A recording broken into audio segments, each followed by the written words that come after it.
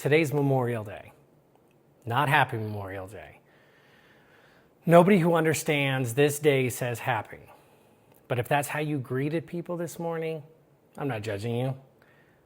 But I will take the next few minutes to explain why the word doesn't fit.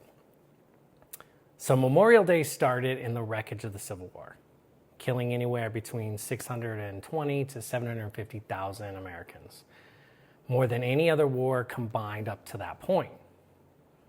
Communities weren't just grieving, they were trying to absorb a scale of loss that had no precedent. So one of the earliest ceremonies happened in May of 1865 in Charleston, South Carolina. A group of freed slaves, which were basically men and women who lived inside that machinery of what that war was about, gathered to rebury Union soldiers who had died in a prison camp. They cleaned the graves, they decorated them, and they held a ceremony. Not because anybody told them to, but because they understood what those men had given. So 3 years later, 1868, Major General John A. Logan formally designated May 30th as National Day of Remembrance. He called it Decoration Day, named for the act of placing flowers on the grave of the fallen. The date was chosen deliberately. It wasn't the anniversary of any specific battle. It just belonged to them all. So that's the origin.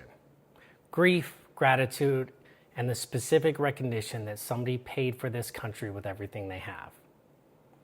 So here's what I need you to understand about today. Less than 1% of the American population has ever served in uniform. Of that 1%, a fraction volunteered for the most dangerous assignments. Some of those fractions, they were the only ones that saw the end of war, not the end of their deployment.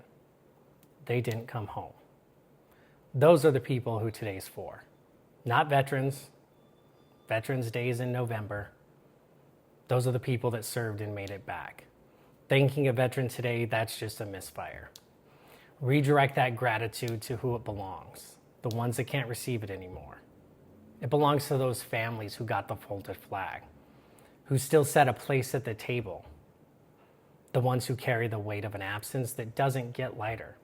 It just becomes more familiar. Now, I've deployed a few times, places like Iraq and Afghanistan. I came home. I'm not going to use this moment to tell stories about people I knew who didn't, right? Those stories belong to their families.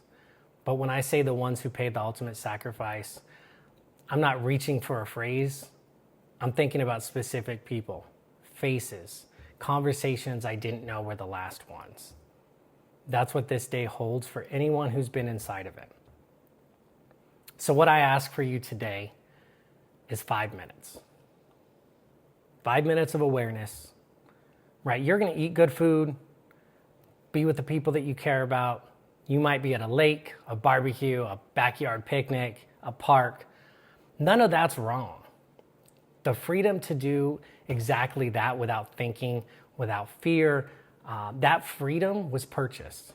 It has a cost. And the people that paid it aren't here to enjoy it with you. So that 5 minutes, find solitude. Let it land. Let that gratitude, that weight be in the background. And not something you're just going to forget by Tuesday. So to every service member who didn't make it back, every war, from every conflict, every deployment this country's ever sent people into, I salute you. And to the families carrying the weight today, we see you. The country owes you more than it ever will fully be able to repay. That's the brief.